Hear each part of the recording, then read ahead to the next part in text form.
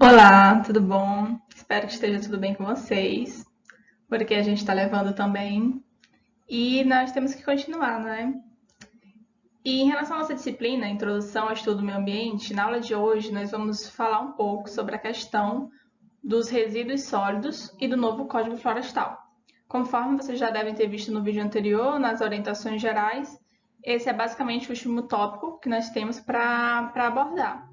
Então, eu vou explanar um pouco esses dois assuntos nessa aula de hoje. Vou tentar fazer um vídeo um tanto quanto mais curto, aí na medida do possível. E vou colocar alguns materiais no sistema também para vocês aprofundarem. Vou colocar também umas questões para vocês verificarem se estão de fato compreendendo o assunto. E é isso, as demais orientações já foram dadas, né? Então, gente, quando a gente fala de resíduos sólidos, na verdade, tanto esse tema que a gente vai abordar agora de resíduo quanto de código florestal, eles vão ser aprofundados, resíduo na disciplina de resíduo e código na disciplina de legislação. Mas, de antemão, nós já vamos abordar aqui os dois temas, certo? Quando a gente fala de resíduos sólidos, existem alguns termos que são muito próprios dessa problemática e que são mais, digamos assim, são mais bem abordados na Política Nacional de Resíduos Sólidos, Lei 12.305 de 2010. Na política, ela coloca alguns conceitos, algumas definições e também apresenta alguns instrumentos a ser utilizado para que se consiga alcançar os objetivos também postos na política. E aí eu vou trabalhar aqui com vocês alguns desses conceitos, como por exemplo, a questão da... Primeiro, o resíduo, né? Resíduo em si. Quando a gente fala de resíduos sólidos, eu ainda tenho ali, eu posso ainda ter ali algum valor agregado. Então, anteriormente se falava tudo lixo. Só que quando eu falo lixo, é um termo tanto quanto pejorativo, sendo que o resíduo ele ainda tem valor, ele ainda pode ser reincorporado nesse ciclo produtivo. Então, não é interessante que ele seja tratado de forma só a ser disposto. O mais interessante é que ele seja reinserido em todo o processo. Então, o resíduo sólido ele vai ter esse valor agregado, porém, quando já classificado como rejeito, né, dentro do resíduo eu posso ter a classificação do rejeito, ele já não tem mais nenhum valor agregado. O rejeito é o lixo do banheiro, né, papel higiênico, fraldas, todos aqueles que eu não tenho mais nenhuma opção. Rejeitos em si, eles devem ser encaminhados para o destino final, que já estou falando agora de destino final, ele deve ser encaminhado para o destino final, aterro sanitário. O aterro sanitário é um dos destinos que a gente já chama de disposição final, certo? Então eu tenho, vamos lá de novo, eu tenho várias possibilidades de destinos finais. Eu posso ter como disposição, que é um dos destinos, o aterro sanitário. Eu posso ter a incineração, eu posso ter a reciclagem, eu posso ter compostagem. Eu tenho várias opções de destino final do resíduo. E uma dessas é a disposição final, que no caso da política, a única opção de disposição, que se trata de um destino, é o aterro sanitário, certo? Na foto aí vocês podem observar um lixão que está com X porque não é mais permitido. Na verdade, teoricamente, nunca se foi permitido ter lixões, né? Porque a nossa Constituição já fala que o poder público tem que garantir esse meio ambiente ecologicamente equilibrado. E o lixão não proporciona isso. Porém, de forma bem específica e clara, com a Política Nacional de Resíduos Sólidos, isso fica muito claro, fica muito explícito, a proibição dos lixões. Então, não se pode ter lixão e a alternativa é o aterro sanitário, ok? Como forma de dispor os rejeitos. Então, aí a gente acabou de trabalhar aqui alguns termos como destino, disposição, resíduo e rejeito. E até mesmo a questão da proibição dos lixões. Essas áreas elas têm que ser recuperadas. Aí entra um outro viés que é a questão do RAD, né, da recuperação de áreas degradadas. Todas essas áreas de lixão devem ser recuperadas e devem ser construídos devem ser construídos aterros, que pode ser por meio de consórcio, por exemplo, vários municípios se reúnem para a construção de um aterro. Isso viabiliza mais quando a gente fala em termos econômicos e para enviar os seus rejeitos. Só que só rejeitos, porque os outros resíduos devem estar sendo enviados para onde? Deve estar sendo enviado para reciclagem através da coleta seletiva, que é outro termo que aparece aqui. Então, a coleta seletiva é essa coleta onde é segregado os materiais de acordo com seus tipos, para que depois eles possam ter destinações adequadas de acordo com o seu tipo específico, certo? Daí a coleta seletiva. Então, a ideia é que no aterro eu não tenho a presença de catadores, né? No lixão eu tenho, mas isso tem muitos problemas sociais e de saúde pública envolvidos. Então, quando eu falo em aterro, eu não tenho essa presença. E agora, essas pessoas elas têm que ser reinseridas na atividade. E é na coleta seletiva, nesse momento de triagem até posterior, nesses centros de reciclagem de resíduos, que essas pessoas serão reinseridas nessa atividade. E eu tenho um potencial econômico muito grande aqui. Então, é economicamente interessante, mais do que viável, é extremamente interessante a questão da reciclagem. Poderia até ter colocado aqui um tópico em si, reciclagem, né? E outros tópicos que aparecem quando a gente trata de resíduo é a questão do plano, porque, eu vou fazer esse centro de triagem no meu município, eu vou construir esse aterro sanitário de forma, através dos consórcios, para viabilizar melhor essa questão econômica, mas para fazer tudo isso eu preciso me planejar anteriormente. Então, também é colocada a necessidade de elaboração de planos. Então, tanto a política ela coloca isso, tanto as empresas têm que ter os seus planos, quanto os municípios têm que ter seus planos, o Estado tem que ter o seu plano, e de forma nacional nós temos o Plano Nacional de Resíduos Sólidos. E no caso do Ceará também nós temos de forma regionalizada. Mas tudo isso vocês vão aprofundar lá em resíduos sólidos. Mas já falando um pouco dessa questão do Plano Nacional de Resíduos, ele vai possuir um diagnóstico da situação atual da questão dos resíduos sólidos, dos seus diferentes tipos, ele vai apresentar cenários diferentes também e metas para o alcance dos seus objetivos. E aí ele vai ser sempre revisado, visando avançar. Tudo isso é um grande desafio, né? Não é fácil, é um grande desafio, não só apenas a título de Estado, mas a título federal mesmo, mas nós precisamos encaminhar, nós precisamos avançar. Estamos avançando, talvez não tanto quanto lento, talvez, mas estamos, né? A política ela é de 2010, 2305 de 2010, ela é relativamente recente, então nós estamos nesse caminho aí. E um outro ponto que ela coloca é a logística reversa. O que seria essa logística reversa? É o retorno de determinados resíduos aos seus fabricantes. Então, ele vai voltar durante toda a cadeia ali de distribuição até o seu fabricante e vai ser reinserido na atividade ou vai ser dada a reciclagem de alguma forma.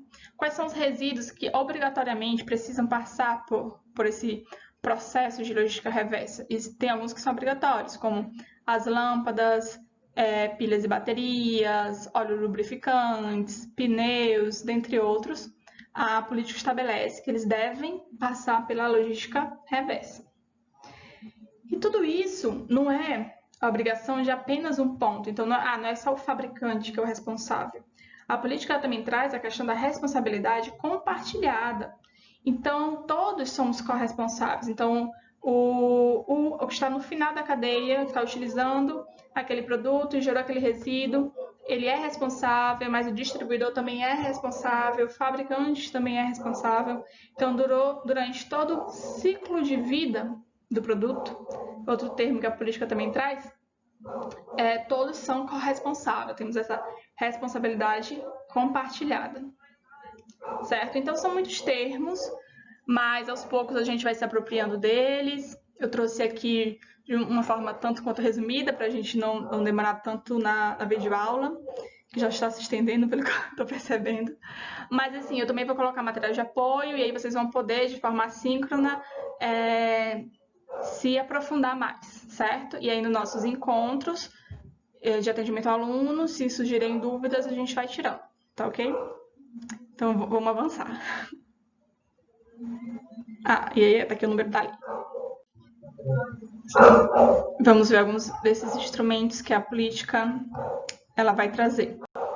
Coleta seletiva, como eu falei para vocês, a logística reversa. O que são os instrumentos? São essas formas por meio das quais são as ferramentas para que se consiga ter essa gestão mais adequada dos resíduos, né? O que é que eu vou fazer exatamente? Aí vem fazer coleta seletiva, o que eu falo, de forma geral, é gestão, né? Coleta seletiva, sistema de logística reversa, a questão da responsabilidade compartilhada dos produtos, o plano de resíduos sólidos, como a gente falou, o incentivo à criação e o desenvolvimento de cooperativas e outras formas de associação de catadores. Isso porque, como a gente falou também, eles têm que ser reinseridos na atividade. Não se trata apenas de fazer, ela não pode estar aqui porque vai fazer mal para a sua saúde. Tá, e qual a alternativa que você me dá? Então, também tem que ser dada essa alternativa para esses profissionais. E eu trouxe aqui o jogo aqui dos 5 erros, para vocês observarem quais são os possíveis erros dessa situação. Um catador encontra um celular em um lixão. Ele pega o celular e acaba sendo contaminado pela bateria que estava estourada. Visando atender a legislação, o lixão é fechado, o catador não é reinserido na atividade. E aí, quais são os 5 erros?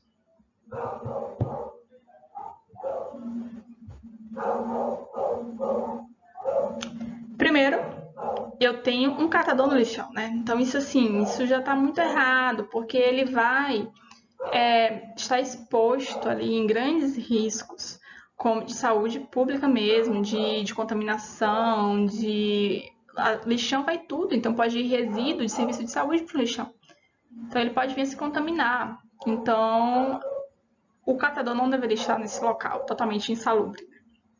Segundo, a existência do lixão. O lixão por si só já é um ambiente insalubre.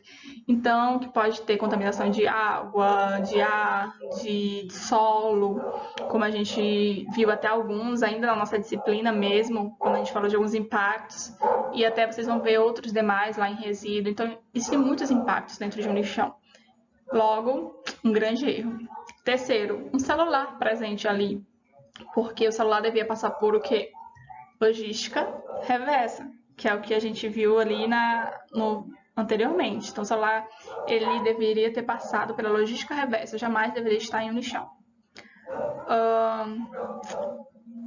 E acabou sendo contaminado pela bateria que estava estourada. Então, se ele foi contaminado, esse catador, com certeza ele não estava usando nenhum equipamento. Então, ele não estava usando nenhum EPI, equipamento de proteção individual. Então, aí mais um quarto erro. O que dentro de um centro de triagem de resíduo, regulamentado, tudo certinho, ele com certeza vai utilizar. Ele vai estar usando os EPIs necessários, ele vai estar com todas as suas garantias de trabalhador asseguradas. Então, é diferente o processo dentro de um centro de triagem do que de um lixão. E o quinto, que ele não foi reinserido, né, na atividade depois do lixão ter sido extinto. Ok? E aqui, na verdade, são as soluções, né? Acabei que eu já falei. A existência do lixão, então a solução seria aterro sanitário, o catador, seria o centro de triagem, o celular, logística reversa, contaminação do catador, uso de EPI, exclusão do catador, reinserção do catador na atividade. Tranquilo. Então, aí a gente falou um pouco sobre a questão de resíduos, de plano de resíduo, e agora a gente vai falar um pouco sobre o Código Florestal, o outro tópico da nossa aula de hoje. Vamos avançando. Antes de falar do novo código em si, eu preciso falar para vocês sobre o decreto, tá? O decreto 6.514, de 22 de julho de 2008, ele dispõe sobre as infrações e sanções administrativas ao meio ambiente.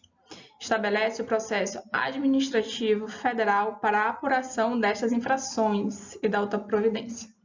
Então, assim, o decreto 6.514 de 2008, ele vai tratar das infrações e penalidades por essas infrações, resumidamente.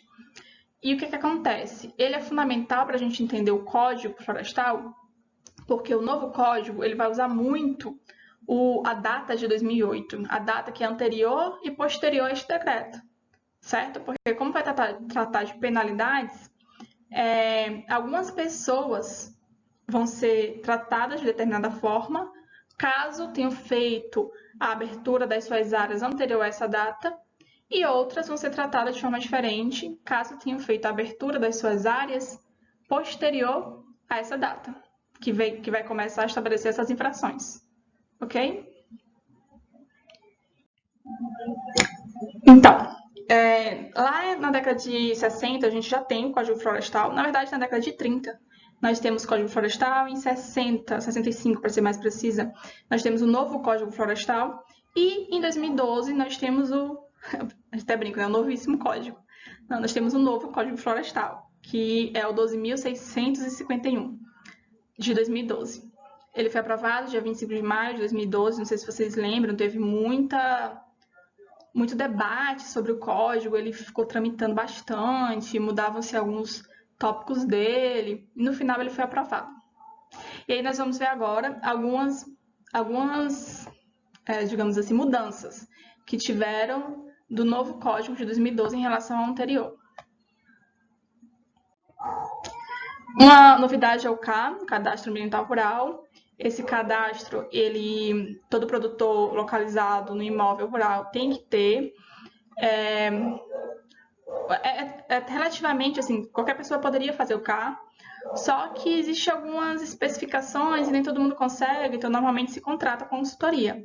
Mas qualquer pessoa poderia fazer, tá? Tem essa realidade. Então, é um cadastro que vai dizer ali naquela propriedade qual é a área que tem de APP, qual é o percentual que tem de reserva legal, qual é o tamanho daquela propriedade, aí vai mostrar algumas questões geográficas, de georreferenciamento. Então, é nesse sentido. O Cadastro Ambiental Rural é uma novidade do Código de 2012, do novo Código. E aí, agora a gente vai começar a falar um pouquinho sobre essas mudanças, tá? Do novo Código de 2012. Como eu falei para vocês, essas mudanças do novo Código Florestal de 2012 vão estar muito relacionadas a se a área foi aberta, aquela área ali foi desmatada, foi aberta antes ou depois de 2008, que é a data daquele decreto. Lembra das infrações? Pronto. Então vamos lá, respirem aí e vamos começar. Qualquer coisa, se não entenderem muito, volta o vídeo, e se ainda ficar dúvida, depois pergunta lá no ambiente, tá? No ambiente online ou então no período de atendimento ao aluno também. Em relação a multas e infrações, para aquelas áreas que foram abertas antes de 2008, antes de ter aquele decreto, o que vai acontecer? No período em que você estiver desenvolvendo as ações do termo de compromisso acordado com o órgão ambiental, as infrações serão suspensas. Depois que você se regularizar, as multas existentes vão ser convertidas em prestação de serviço ambiental. E caso o dano não seja regularizado, todas as punibilidades desses crimes serão extintas, certo? Um tanto quanto um pouco de anistia, né, em relação a isso. E agora, se você abriu depois de 2008, aí fica normal, fica como seria antes do novo código, né? Então, se você abrir depois de 2008, aquela área lá, se desmatou aquela área ou realizou algum crime ambiental, está passiva ali de alguma multa, a área em que ocorreu o dano ambiental corre o risco de ser embargada, interditada e as atividades serão paralisadas, tá? Normal. Agora, se você fez isso antes de 2008, aí tem essas possibilidades. Em relação à reserva legal, também a gente tem uma novidade. Vou primeiro falar aqui o que é a reserva, depois a gente parte para falar melhor sobre essas novidades, tá? A reserva vai ser essa área localizada no interior de uma propriedade ou posse rural. Toda propriedade rural vai ter a sua reserva legal e que vai variar ali do bioma que ela vai estar inserida. E aí, quando a gente fala reserva legal, vai depender do bioma, considerando, já botei até aqui uma foto, a Amazônia Legal vai ocupar essas áreas, certo? Porque a gente vai usar esse termo, Amazônia Legal. Então é importante que você entenda que ela ocupa vários estados, ó. Maranhão, Tocantins, Mato Grosso, Rondônia, Acre, próprio Amazonas, Roraima, Amapá. Então, quais são esses percentuais? Pronto. Então, para as áreas abertas após 2008, né, se eu vou abrir minha área ali, vou desmatar aquela área posteriormente a 2008, o percentual que eu tenho que ter de reserva legal na minha propriedade rural é 80%, se eu estiver na Amazônia Legal, aquela figura que eu mostrei agora, Amazônia Legal, pronto. Se eu estiver na Amazônia Legal, naquela área, é 80% que eu tenho que ter de reserva legal. Então, 80% da minha propriedade é só reserva legal, ok? Se for vegetação de floresta, tá?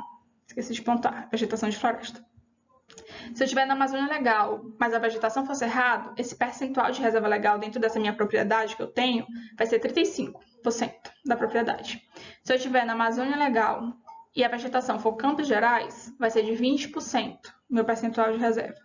E nas demais regiões e demais vegetações é 20%.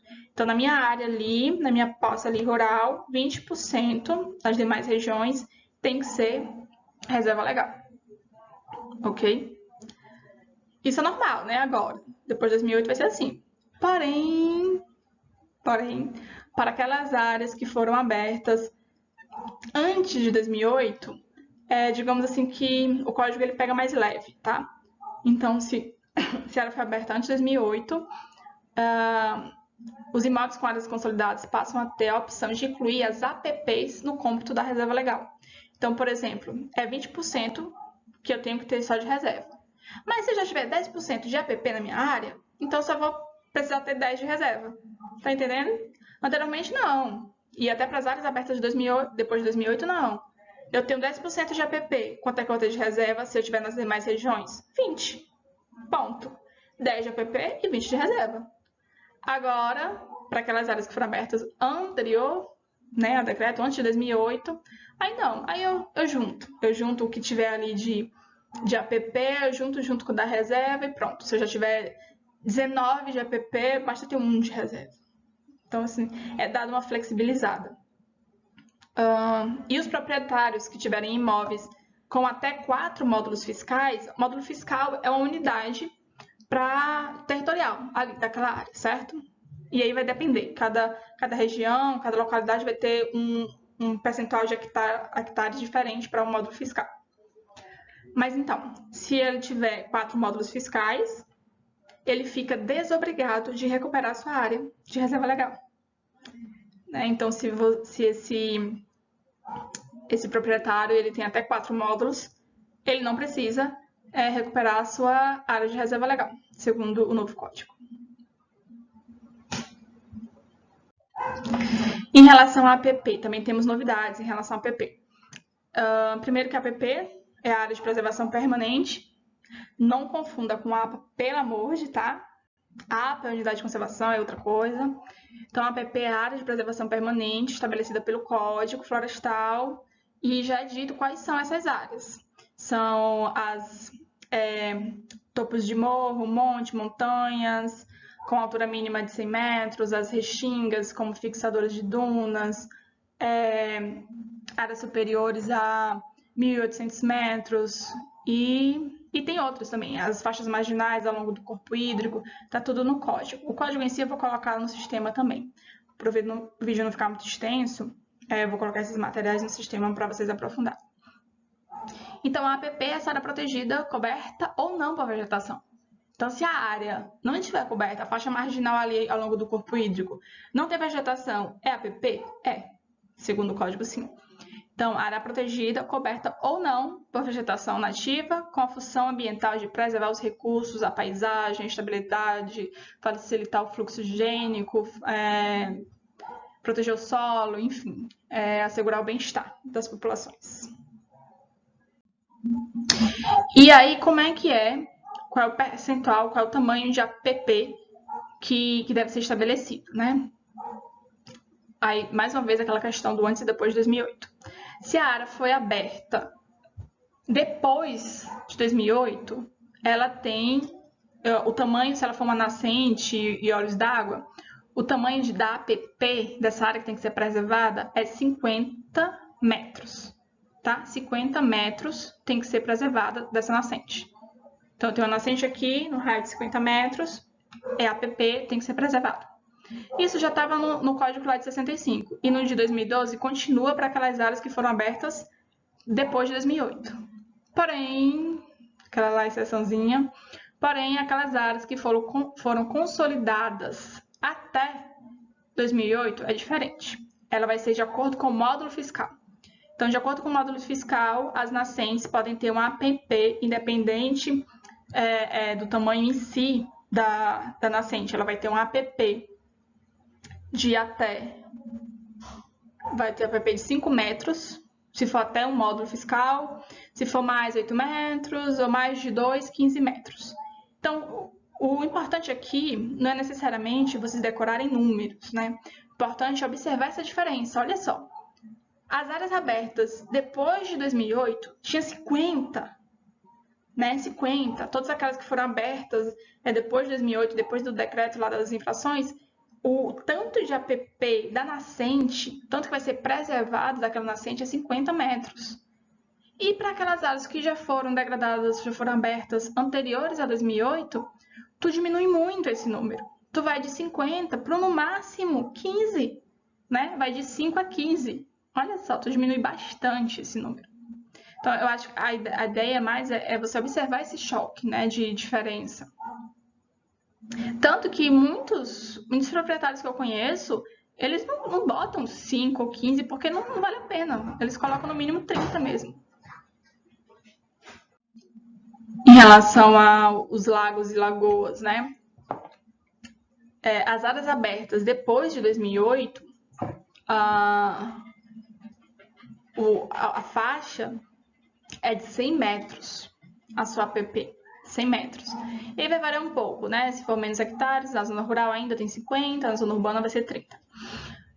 Mas, assim, esses são os números, são os termos. Agora, se for as áreas que foram consolidadas até 2008, né, que foram abertas antes, foram consolidadas até 2008, antes daquele decreto, independente do tamanho, a largura que elas vão ter é de acordo com o módulo fiscal, o tamanho da propriedade em si, e não do recurso. E as suas larguras serão de 5 metros até o módulo, 8, se de 1 a 2, 15, chegando a 30. Então, quer dizer, antes tu tinha uma realidade de 100 metros, ou então, no mínimo, tu tinha ali uma realidade de 30 metros quando era zona urbana, né? Tu tinha 30. Agora não. Agora o máximo, né? O máximo de largura de APP que tu vai encontrar para essas áreas que foram consolidadas até 2008 é de 30, né? O mínimo passa a ser 5. Então, quer dizer, é capaz de tu encontrar uma realidade que a APP era de 100 e agora ela vai ser de 5, né? Então, assim, é gritante essa diferença. Como eu estava falando para vocês, a questão não é nem tanto decorar números por números, mas compreender o tamanho dessa diferença. E claro, que aí uma hora trabalhando como, por exemplo, dentro de uma consultoria ou algo do gênero, você vai ter que cumprir esses percentuais.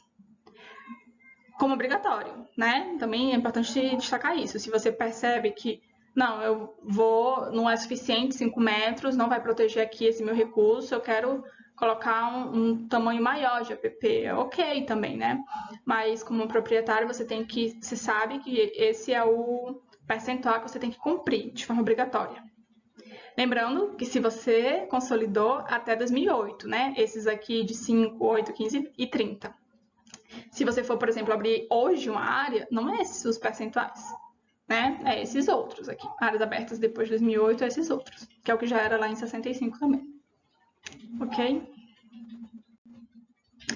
E aí, já finalizando, porque já estamos muito adiantados aqui em tempo de vídeo, mas já finalizando, As faixas marginais ao longo do corpo hídrico, como eu falei para vocês, também são APPs, áreas de preservação permanente. E aquelas áreas que foram abertas depois de 2008, ou por exemplo, se hoje formos abrir uma, ou todas aquelas depois do 22 de julho de 2008, elas vão obedecer essa faixa. Então, de acordo com a largura do rio, é que vai ser a minha faixa de APP. Então, por exemplo, largura do rio menor do que 10. Quanto é que eu vou ter aqui de APP de mata ciliar? 30. E aí, conforme essa largura do rio vai aumentando, também vai aumentando o percentual da mata ciliar da APP. Já para aquelas áreas que foram consolidadas até 2008, ou seja, que foram abertas antes do decreto, não vai ser mais pela largura do rio, vai ser pelo tamanho do módulo fiscal, ou seja, pelo tamanho da propriedade, pelo tamanho da sua área. E aí, no caso de um módulo fiscal, a largura da APP é 5 metros. E conforme for aumentando o tamanho do módulo fiscal, vai aumentando também a largura da APP. Só que, de novo, aquela questão lá dos números, como eles são diferenciados, né? Tinha antes aqui um mínimo de 30 metros. Não antes, né? Mas, assim, áreas abertas depois de 2008, tu tinha um mínimo de 30 metros. Agora, o mínimo, de acordo com o módulo fiscal, que seria o mínimo, passa a ser 5 metros. Então, é bem diferente o percentual. Lembrando que isso aqui são números obrigatórios, né? Se você quiser deixar mais, enfim. Ok, tá tranquilo. Eu acho que talvez o interessante de ser assim, vídeo assíncrono é porque vocês podem assistir de novo, né, para compreender melhor. E, de qualquer forma, podem também, caso tenham dúvidas, perguntar lá no atendimento ao aluno, vou estar disponível ou no próprio sistema. E é isso, assim, basicamente é isso. Em relação ao novo código, a gente tem algumas mudanças do código de 2012, e essas mudanças basicamente estão associadas ao decreto lá sobre infrações.